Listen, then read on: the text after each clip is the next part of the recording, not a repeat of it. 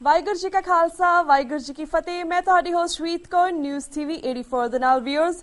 ਜਿਵੇਂ ਤੁਹਾਨੂੰ ਪਤਾ ਹੀ ਹੈ, ਪਿਛਲੇ ਦਿਨੀ ਭਾਈ ਗੁਰਬਖਸ਼ ਸਿੰਘ ਅਤੇ ਭਾਈ ਇਕਬਾਲ ਸਿੰਘ ਪੱਟੀ ਵੱਲੋਂ ਸਿੱਖ ਬੰਦੀਆਂ ਨੂੰ ਜਿਹੜੇ ਕਿ ਜਾਂ ਤਾਂ ਆਪਣੀਆਂ ਸਜ਼ਾਵਾਂ ਭੁਗਤ ਚੁੱਕੇ ਹਨ ਜਾਂ ਝੂਠੇ ਕੇਸਿਸ ਵਿੱਚ ਜੇਲ੍ਹਾਂ ਵਿੱਚ ਨਜ਼ਰਬੰਦ ਹਨ ਦੀ ਰਿਹਾਈ ਨੂੰ ਲੈ ਕੇ ਸੰਘਰਸ਼ ਸ਼ੁਰੂ ਕੀਤਾ ਗਿਆ ਸੀ, ਜਿਸ ਨੂੰ ਸਿੱਖ ਸੰਗਤਾਂ ਦਾ ਭਰਪੂਰ ਸਹਿਯੋਗ ਵੀ ਮਿਲਿਆ ਅਤੇ ਇਸ ਦੇ ਕੁਝ ਚੰਗੇ ਸਿੱਟੇ ਵੀ ਸਾਹਮਣੇ ਆਏ। ਅੱਜ ਅਸੀਂ ਤੁਹਾਡੀ ਮੁਲਾਕਾਤ ਐਡਵੋਕੇਟ ਜਸਪਾਲ ਸਿੰਘ ਮੰਝਪੁਰ ਨਾਲ ਕਰਵਾਉਣ ਜਾ ਰਹੇ ਹਾਂ, ਜਿਨ੍ਹਾਂ ਨੇ ਕਾਫੀ ਲੰਮਾ ਸਮਾਂ ਸਿੱਖ ਸੰਘਰਸ਼ ਨੂੰ ਸਮਰਪਿਤ ਕੀਤਾ ਹੈ ਅਤੇ ਅੱਜ ਉਹ ਸਿੱਖ ਬੰਦੀਆਂ ਦੀ ਰਿਹਾਈ ਲਈ ਵੀ ਤਤਪਰ ਹਨ। ਅੱਜ ਅਸੀਂ ਉਹਨਾਂ ਕੋਲੋਂ ਸਿੱਖਾਂ ਨਾਲ ਸੰਬੰਧਿਤ ਕੇਸਿਸ ਤੇ ਅਪਡੇਟ ਲਵਾਂਗੇ ਤੇ ਸਾਨੂੰ ਹੁਣ ਲਾਈਨ ਤੇ ਜੁੜ ਚੁੱਕੇ ਨੇ ਐਡਵੋਕੇਟ ਜਸਪਾਲ ਸਿੰਘ ਮੰਝਪੁਰ ਜੀ। ਵੀਰ ਜੀ, ਵਾਹਿਗੁਰੂ ਜੀ ਕਾ ਖਾਲਸਾ ਵਾਹਿਗੁਰੂ ਜੀ ਕੀ ਫਤਿਹ। ਵਾਹਿਗੁਰੂ ਜੀ ਕਾ ਖਾਲਸਾ ਵਾਹਿਗੁਰੂ ਜੀ ਕੀ ਫਤਿਹ ਜੀ ਵੀਰ ਜੀ, ਅੱਜ ਅਸੀਂ ਵੱਖ-ਵੱਖ ਕੇਸਿਸ ਉੱਤੇ ਤੁਹਾਡੇ ਅਪਡੇਟ ਲਵਾਂਗੇ। ਸਭ ਤੋਂ ਪਹਿਲਾਂ ਸਾਨੂੰ ਤੁਸੀਂ ਭਾਈ ਕੁਲਬੀਰ ਸਿੰਘ ਬੜਾ ਪਿੰਡ ਦੇ ਕੇਸ ਦੀ ਅਪਡੇਟ ਦਿਓ।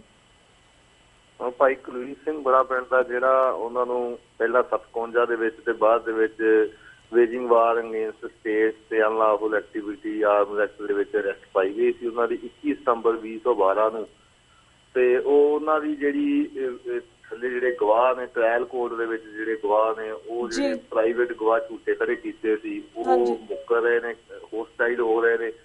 ਤੇ ਉਹਨਾਂ ਦੀ ਬੇਲ ਐਪਲੀਕੇਸ਼ਨ ਹਾਈ ਕੋਰਟ ਦੇ ਵਿੱਚ ਲਗਭਗ ਪਿਛਲੇ 10-11 ਮਹੀਨੇ ਤੋਂ ਜਿਹੜੀ ਪੈਂਡਿੰਗ ਹੈ ਉਹ ਡੇਟ ਪਰ ਡੇਟ ਦਿੱਤੀ ਜਾ ਰਹੀ ਹੈ। ਉਸ ਤੋਂ ਪਹਿਲਾਂ ਜਸਟਿਸ ਦਇਆ ਚੌਧਰੀ ਕੋਲ 5-6 ਮਹੀਨੇ ਪੈਂਡਿੰਗ ਰਹੀ। ਉਹਨਾਂ ਨੇ ਜਿਹੜੀ ਇਸ ਕੇਸ ਦੀ ਸੁਣਵਾਈ ਕਰਨ ਤੋਂ ਇਨਕਾਰ ਕਰਦੇ ਹੋਏ ਇਹ ਜਿਹੜੀ ਬੇਲ ਐਪਲੀਕੇਸ਼ਨ ਹੈ ਜਸਟਿਸ ਕੇਸੀ ਪੁਰੀ ਕੋ ਭੇਜ ਦਿੱਤੀ। ਲਾਸਟ ਡੇਟ ਦੇ ਵਿੱਚ ਕੇਸੀ ਪੁਰੀ ਨੇ ਜਿਹੜੀ ਹੁਣ ਨੈਕਸਟ ਡੇਟ ਹੈਗੀ ਆ ਉਹ 17 ਫਰਵਰੀ ਹੈਗੀ ਆ ਤੇ ਉਹਨੇ ਇਹ ਗੱਲ ਕਹੀ।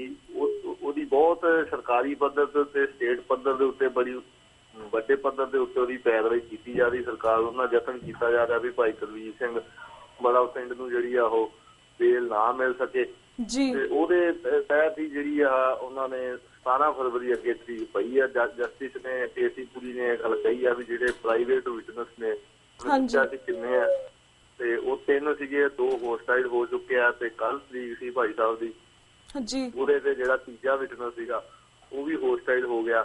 17 ਫਰਵਰੀ ਨੂੰ ਉਮੀਦ ਆ ਵੀ ਭਾਈ ਕੁਲਬੀਰ ਸਿੰਘ ਦੀ ਜਿਹੜੀ ਬੇਲ ਹੋ ਜਾਏ। ਪਰ ਸਟੇਟ ਵੱਲੋਂ ਜਿਹੜਾ ਇਹ ਜਾਣ ਬੁੱਝ ਕੇ ਜਾਂ ਜੱਜਾਂ ਦੇ ਉੱਤੇ ਵੀ ਪੋਲੀਟੀਕਲੀ ਪ੍ਰੈਸ਼ਰ ਦੇ ਤਹਿਤ ਜਿਹੜੀ ਉਹ ਬੇਲ ਨਹੀਂ ਹੋ ਸਕੀ ਤੇ ਇੰਨਾ ਲੰਮਾ ਸਮਾਂ ਲਗਭਗ 1.5 ਸਾਲ ਤੋਂ ਉੱਤੇ 1.5 ਸਾਲ ਲਗਭਗ ਸਮਾਂ ਹੋ ਗਿਆ ਉਹਨਾਂ ਦੀ ਜਿਹੜੀ ਨਜ਼ਰਬੰਦੀ ਨੂੰ ਲੈ ਕੇ। ਤੇ ਹੁਣ 17 ਫਰਵਰੀ ਜਿਹੜੀ ਉਹਨਾਂ ਦੀ ਨੈਕਸਟ ਡੇਟ ਹੈਗੀ ਆ ਬੇਲ ਵਾਸਤੇ ਹਾਈ ਕੋਰਟ ਦੇ ਵਿੱਚ ਜੀ। ਤੇ ਵੀਰ ਜੀ, ਜਿਸ ਤਰ੍ਹਾਂ ਸੁਪਰੀਮ ਕੋਰਟ ਵੱਲੋਂ ਪ੍ਰੋਫੈਸਰ ਭੁੱਲਰ ਜੀ ਦੀ ਫਾਂਸੀ ਤੇ ਰੋਕ ਲਗਾਈ ਗਈ ਹੈ, ਇਸ ਕੇਸ ਦੀ ਕੀ ਅਪਡੇਟ ਹੈ, ਇਸ ਬਾਰੇ ਵੀ ਜਾਣਕਾਰੀ ਦਿਓ ਜੀ। ਸੁਪਰੀਮ ਕੋਰਟ ਨੇ ਜਿਹੜਾ 21 ਜਨਵਰੀ 2014 ਨੂੰ ਫੈਸਲਾ ਦਿੱਤਾ ਸੀ ਕਿ ਜਿਹੜੀ ਕਿਸੇ ਫਾਂਸੀ ਯਾਫਤਾ ਕੈਦੀ ਦੀ ਜਿਹੜੀ ਆ ਉਹਦਾ ਫਾਂਸੀ ਦੇ ਫੈਸਲੇ ਕਰਨ ਸੰਬੰਧੀ ਸਟੇਟ ਡਿਲੇ ਕਰਦੀ ਆ ਤੇ ਉਹਦਾ ਬੈਨੀਫਿਟ ਜਿਹੜਾ ਆ ਉਹਨੂੰ ਮਿਲਣਾ ਚਾਹੀਦਾ। ਨਾਲ ਦੀ ਨਾਲ ਜਿਹੜੇ ਫਿਜ਼ੀਕਲੀ ਜਾਂ ਮੈਂਟਲੀ ਇਲ ਪਰਸਨ ਨੇ ਉਹਨਾਂ ਨੂੰ ਫਾਂਸੀ ਨਹੀਂ ਲਾਇਆ ਜਾ ਸਕਦਾ।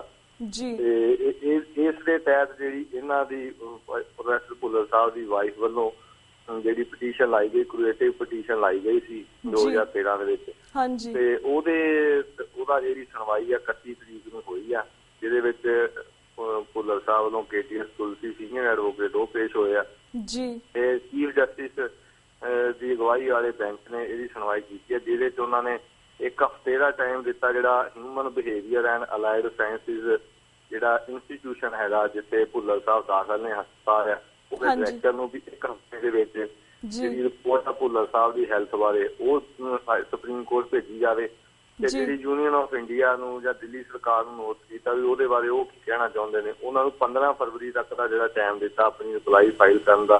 ਤੇ ਜਿਹੜੀ ਨੈਕਸਟ ਹੀਅਰਿੰਗ ਆ ਭੁੱਲਰ ਸਾਹਿਬ ਦੇ ਇਹ ਮੈਟਰ ਦੀ ਉਹ 19 ਫਰਵਰੀ ਨੂੰ 2 ਵਜੇ ਦਾ ਟਾਈਮ ਜਿਹੜਾ ਸੁਪਰੀਮ ਕੋਰਟ ਨੇ ਰੱਖਿਆ। ਜਿਹੜੀ ਸੁਣਵਾਈ ਇਹੀ ਬੈਂਚ ਜਿਹੜਾ ਚੀਫ ਜਸਟਿਸ ਦੀ ਅਗਵਾਈ 'ਚ ਬੈਂਚ ਆ 19 ਫਰਵਰੀ 2014 ਨੂੰ 2 ਵਜੇ ਦਾ ਟਾਈਮ ਉਹਨਾਂ ਨੇ ਓਪਨ ਕੋਰਟ ਦੇ ਵਿੱਚ ਇਹਦੀ ਸੁਣਵਾਈ ਦਾ ਰੱਖਿਆ। ਤੇ 19 ਫਰਵਰੀ ਨੂੰ ਆਸ ਹੈਗੀ ਆ, ਸਾਨੂੰ ਤਾਂ ਸ਼ੁਰੂ ਤੋਂ ਆਸ ਰਹੀ ਆ ਵੀ ਬਾਕੀ ਅਕਾਲ ਪੁਰਖ ਰਿਆਸਤ ਜਿੰਨੇ ਸਾਹ ਆ ਉਹ ਮਨੁੱਖ ਨੇ ਲੈ ਰਹੇ ਆ।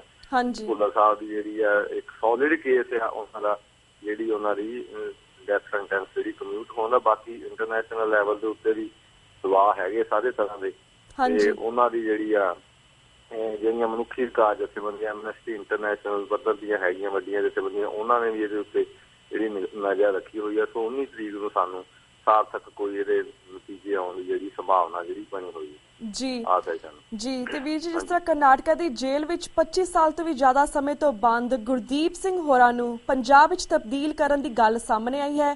ਇਸ ਕੇਸ ਦੀ ਅਪਡੇਟ ਕੀ ਹੈ ਅਤੇ ਜਿਹੜੇ 3 ਸਿੰਘ ਪੈਰੋਲ ਤੇ ਰਿਹਾ ਹੋਏ ਸੀ ਤੇ ਹੁਣ ਵਾਪਸ ਜੇਲ੍ਹ ਵਿੱਚ ਹਨ, ਉਹਨਾਂ ਦੇ ਕੇਸ ਦੀ ਅਪਡੇਟ ਕੀ ਹੈ, ਇਸ ਬਾਰੇ ਵੀ ਜਾਣਕਾਰੀ ਦਿਓ।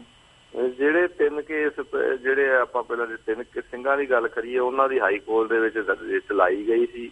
ਅਗਲੀ ਤਰੀਕ ਉਹਨਾਂ ਦੀ 21 ਫਰਵਰੀ ਜਿਹੜੀ ਪੰਜਾਬ ਸਰਕਾਰ ਨੂੰ, ਸੈਂਟਰ ਗੌਰਮੈਂਟ ਤੇ ਯੂਟੀ ਪ੍ਰਸ਼ਾਸਨ ਨੂੰ ਤਰੀਕ 2-3 ਦਿਨ ਪਹਿਲਾਂ ਸੀਗੀ। ਉੱਥੇ ਉਹਨਾਂ ਨੇ ਜਵਾਬ ਨਹੀਂ ਦਿੱਤਾ। ਉਹਨਾਂ ਨੇ ਹੋਰ ਸਮਾਂ ਮੰਗਿਆ ਪੰਜਾਬ ਗੌਰਮੈਂਟ ਨੇ ਵੀ ਅਸੀਂ ਇਹਦੇ ਬਾਰੇ ਕੀ ਕਹਿਣਾ, ਕਿਉਂਕਿ ਆਲਰੇਡੀ ਉਹ ਇੱਕ ਪੈਰੋਲ ਤੇ ਆ ਕੇ ਵਾਪਸ ਜਾ ਚੁੱਕੇ ਆ ਤੇ ਉਹਨਾਂ ਦੀ ਜਿਹੜੀ ਉਹਨਾਂ ਦੀ ਇਸ ਤਰ੍ਹਾਂ ਪੈਰੋਲ ਤੇ ਆ ਕੇ ਵਾਪਸ ਸਰੈਂਡਰ ਕਰਨਾ, ਇਤੋਂ ਇਹ ਜਿਹੜਾ ਕਾਨੂੰਨੀ ਜਾਂ ਤਕਨੀਕੀ ਤੌਰ ਤੇ ਕਿਹਾ ਜਾ ਸਕਦਾ ਕਿ ਉਹਨਾਂ ਦੇ ਬਾਹਰ ਆਉਣ ਦੇ ਨਾਲ ਕੋਈ ਅਮਨ ਕਾਨੂੰਨ ਨੂੰ ਖਤਰਾ ਨਹੀਂ ਹੈਗਾ। ਉਹ ਆਪਣਾ ਸੋਸ਼ਲ ਜਿਹੜੀ ਲਾਈਫ ਆ ਉਹ ਜੀਣਾ ਚਾਹੁੰਦੇ ਨੇ।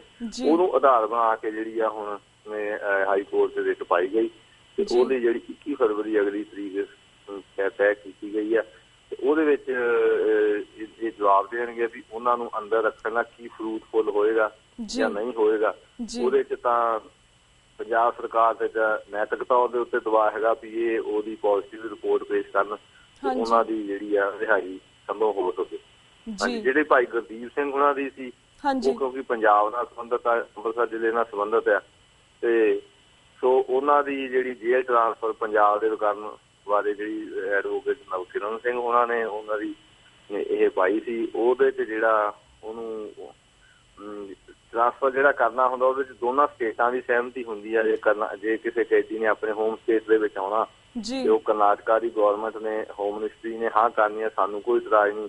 ਤੇ ਜੇ ਪੰਜਾਬ ਗੌਰਮੈਂਟ ਵੀ ਉੱਤੇ ਇਤਰਾਜ਼ ਨਹੀਂ ਲਾਉਂਦੀ ਵੀ ਸਾਨੂੰ ਕੋਈ ਇਤਰਾਜ਼ ਨਹੀਂ, ਤਾਂ ਫਿਰ ਉਹਦੀ ਜਿਹੜੀ ਜੇਲ੍ਹ ਟ੍ਰਾਂਸਫਰ, ਜਿਵੇਂ ਲਾਲ ਸਿੰਘ ਦੀ ਜੇਲ੍ਹ ਟ੍ਰਾਂਸਫਰ ਦੇ ਤੌਰ ਤੇ ਗੁਜਰਾਤ ਤੋਂ ਆਏ ਸੀ, ਜਾਂ ਭੁੱਲਰ ਸਾਹਿਬ ਦੀ ਜਦੋਂ ਟ੍ਰਾਂਸਫਰ ਦੀ ਲਾਈ ਗਈ ਸੀ, ਉਦੋਂ ਪੰਜਾਬ ਗੌਰਮੈਂਟ ਨੇ ਉਹਦੇ ਤੇ ਆਬਜੈਕਸ਼ਨ ਲਾਈ ਸੀ। ਦਿੱਲੀ ਗੌਰਮੈਂਟ ਨੇ ਉਹ ਹਾਂ ਭਰੀ ਸੀ ਵੀ ਹਾਂਜੀ ਟ੍ਰਾਂਸਫਰ ਕਰ ਦੇਣਾ ਚਾਹੀਦਾ, ਸਾਨੂੰ ਕੋਈ ਇਤਰਾਜ਼ ਨਹੀਂ। ਪਰ ਪੰਜਾਬ ਸਰਕਾਰ ਨੇ, ਬਾਦਲ ਸਰਕਾਰ ਨੇ ਇਹਦੇ ਉੱਤੇ ਉਹ ਆਬਜੈਕਸ਼ਨ ਲਾਈ ਸੀ ਵੀ ਸਾਨੂੰ ਇਤਰਾਜ਼ ਆ, ਸਾਡੀ ਅਮਨ ਕਾਨੂੰਨ ਨੂੰ ਜਿਹੜਾ ਖਤਰਾ ਹੋ ਸਕਦਾ। ਉਹ 1990 ਦਾ ਉਹਨੂੰ ਅਰੈਸਟ ਕੀਤਾ ਹੋਇਆ।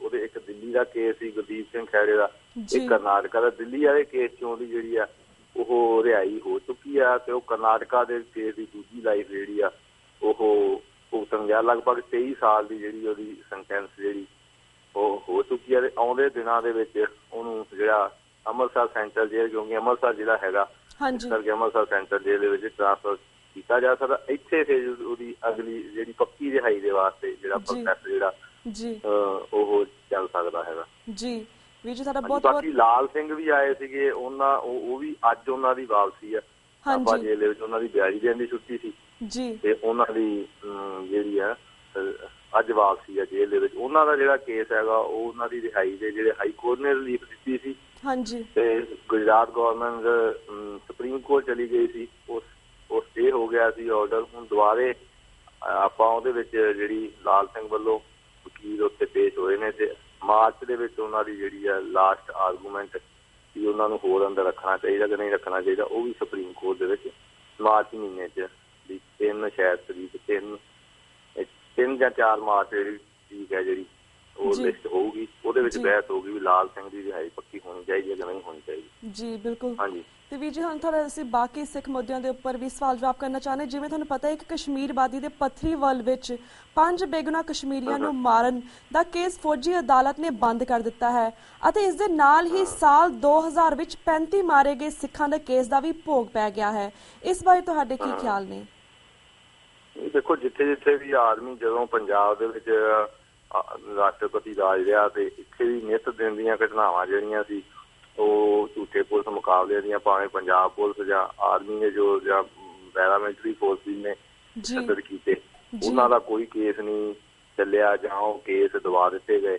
ਇਸੇ ਤਰ੍ਹਾਂ ਸਿੱਧੀ ਸਿੰਘਪੁਰਾ ਦੇ ਵਿੱਚ ਜਿਹੜੇ 35 ਸਿੰਘਾਂ ਨੂੰ ਬਿਲ ਕਲਿੰਟਨ ਦੇ ਆਉਣ ਦੇ ਸਮੇਂ ਦੇ ਵਿੱਚ ਉਹਨਾਂ ਨੂੰ ਸ਼ਹੀਦ ਕੀਤਾ ਗਿਆ ਸੀਗਾ ਆਰਮੀ ਫੋਰਸਿਸ ਵੱਲੋਂ ਜਾਂ ਇਹਨਾਂ ਦੇ ਸਟੇਟ ਦੇ ਨੁਮਾਇੰਦਿਆਂ ਵੱਲੋਂ। ਉਹ ਖਾੜਕੂਆਂ ਦੇ ਮੱਥੇ ਮੜ ਦਿੱਤਾ ਗਿਆ ਸੀ ਤੇ ਬਾਅਦ ਦੇ ਵਿੱਚ ਉਹ ਸਾਰੀ ਗੱਲ ਖੁੱਲੀ ਕਿ ਇਹ ਸਟੇਟ ਆਰਗੇਨਾਈਜ਼ ਜਿਹੜਾ ਇੱਕ ਕਤਲੇਆਮ ਸੀਗਾ ਸਿੱਖਾਂ ਦਾ। ਆਹ ਜਿਹੜਾ ਇਹ ਪੱਤਰੀਵਾਲ ਦੇ ਵਿੱਚ ਇਨਕਾਊਂਟਰ ਆ, ਉਹਦੇ 'ਚ ਵੀ ਉਹਨਾਂ ਨੇ ਆਰਮੀ ਨੇ ਜਿਹੜਾ ਉਹ ਕੇਸ ਆ ਜਿਹੜਾ ਉਹ ਕਲੋਜ਼ਰ ਰਿਪੋਰਟ ਜਿਹੜੀ ਦੇਤੀ ਹੈ ਵੀ ਇਹਦੇ ਵਿੱਚ ਕੁਝ ਨਹੀਂ ਹੋਣ ਵਾਲਾ। ਬਾਕੀ ਜਿਹੜੀ ਉਮਰ ਅਬਦੁੱਲਾ ਹੈਗੀ ਆ ਜੀ ਸਰਕਾਰ, ਉਹਨੇ ਉਹਨੂੰ ਕਿਹਾ ਵੀ ਅਸੀਂ ਇਹਨੂੰ ਰਿਵਿਊ ਕਰਾਂਗੇ, ਰਜਿਸਟਰ ਕਰਾਂਗੇ। ਪਰ ਜਿੰਨਾ ਤੱਕ ਜਿੱਥੇ ਸਪੈਸ਼ਲ ਐਕਟ ਲੱਗੇ ਹੋਏ ਨੇ, ਭਾਵੇਂ ਉਹ ਆਰਮੀ ਨੂੰ ਸਪੈਸ਼ਲ ਐਕਟ ਦਿੱਤੇ ਗਏ ਨੇ ਨਾਰਥ ਈਸਟ ਦੇ ਵਿੱਚ ਨੇ, ਜੰਮੂ ਕਸ਼ਮੀਰ ਦੇ ਵਿੱਚ ਨੇ, ਜਿੱਥੇ ਸੀ ਉੱਥੇ ਉਹਨਾਂ ਦੀ ਜਿਹੜੀ ਦੁਰਵਰਤੋਂ ਦੀਆਂ ਜਿਹੜੀਆਂ ਬਹੁਤ ਲੰਬੀਆਂ ਜਿਹੜੀਆਂ ਘਟਨਾਵਾਂ ਬੜੇ ਲੰਬੇ ਸਮੇਂ ਤੋਂ ਜਿਹੜੀਆਂ ਸਾਹਮਣੇ ਆ ਰਹੀਆਂ ਨੇ, ਉਹ ਇਹਨਾਂ ਸਾਰਿਆਂ ਨੂੰ ਜਿਹੜੇ ਘੱਟੋ ਘੱਟ ਇੰਟਰਨੈਸ਼ਨਲ ਕਮਿਊਨਿਟੀ ਜਿਹੜੀ ਹੈਗੀ ਆ ਉਹਦਾ ਨੋਟਿਸ ਲੈਣਾ ਚਾਹੀਦਾ। ਇੰਡੀਅਨ ਡੈਮੋਕ੍ਰੇਸੀ ਜਿਹੜੀ ਫੇਕ ਇੰਡੀਅਨ ਡੈਮੋਕ੍ਰੇਸੀ ਹੈਗੀ ਇਹਦਾ ਪਾਜ ਦੇਣਾ ਚਾਹੀਦਾ। ਕਿਸ ਤਰ੍ਹਾਂ ਆਪਣੇ ਲੋਕਾਂ ਦੇ ਉੱਤੇ ਸੰਘਰਸ਼ ਕਰ ਰਹੇ ਲੋਕਾਂ ਦੇ ਉੱਤੇ, ਘੱਟ ਗਿਣਤੀਆਂ ਦੇ ਉੱਤੇ ਕਿਸ ਤਰ੍ਹਾਂ ਆਰਮੀ ਵੱਲੋਂ ਸਮੇਂ-ਸਮੇਂ ਤੇ ਸਪੈਸ਼ਲ ਐਕਟਾਂ ਦੇ ਤਹਿਤ ਉਹਨਾਂ ਦੀਆਂ ਧੀਆਂ ਮਾਵਾਂ ਨਾਲ ਬਲਾਤਕਾਰ ਕੀਤੇ ਜਾਂਦੇ ਨੇ। ਉਹ ਨੌਜਵਾਨ ਬੇਕਸੂਰਾਂ ਨੂੰ ਮਾਰ ਕੇ ਅੱਤਵਾਦੀ ਦਰਸਾਇਆ ਜਾਂਦਾ ਤੇ ਬਾਅਦ ਦੇ ਵਿੱਚ ਜਦੋਂ ਉਹ ਉਹਨਾਂ ਦਾ ਪਾਜ ਉਗੜਦਾ ਤੇ ਉਹ ਸਾਰਾ ਕੁਝ ਆਪ ਹੀ ਉਹਨੂੰ ਕਲੋਜ਼ ਕਰ ਦਿੰਦੇ ਨੇ ਉਸ ਮੈਟਰ ਨੂੰ। ਇਹ ਜਿਹੜੇ ਗੰਭੀਰ ਸਮੱਸਿਆ ਜਿਹੜੀ ਹੈਗੀ ਆ ਇੰਡੀਆ ਦੇ ਵਿੱਚ ਹੁਣ ਤੋਂ ਨਹੀਂ,